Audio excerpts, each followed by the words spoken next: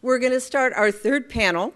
It's the Regional Integration Leaders Panel, Tackling the Obstacles to Trade and Investment. As we've seen, and I'm chairing this panel, so as we've seen from our earlier comments, this is where we are at a pivotal breaking point.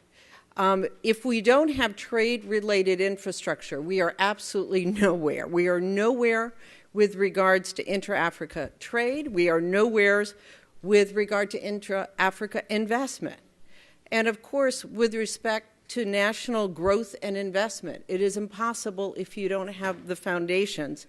And we can't even begin to talk about international investment in trade.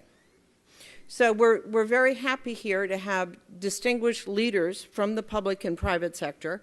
We're going to try to put forward here strategies as well as projects, specific projects that are critical to scaling up trade-related infrastructure, and also thinking on what are the leadership initiatives in terms of policy. What do we need to do to streamline red tape and regulations to make this happen? And of course, what we want to do here is be very specific and action-oriented. As our opening speakers talked about magic, we want magic, but we want concrete ways to realize those solutions, whether they be integrated or not. And if we look at the toolkit that the World Bank Group has with its partners, it's incredibly large. How can we optimize all of those instruments and programs, whether it be project development?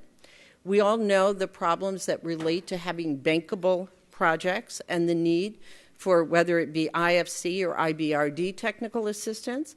And if you look at the devolution of instruments out there in Africa, many of these instruments have been decentralized into local institutions that are provided funding by the World Bank.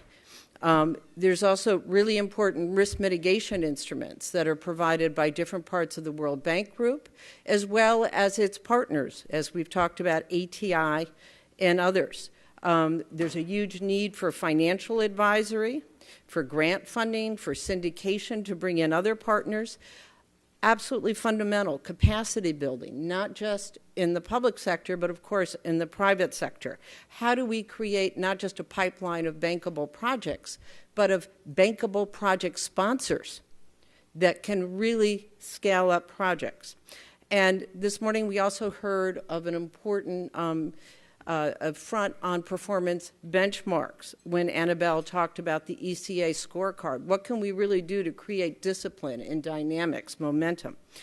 So with those opening comments, let me turn to our panelists and ask for their views specifically on where the gaps are and what we really need to do to optimize the support from the World Bank Group and others to get results. Doing business in Africa, you can't afford to be without Africa Investor.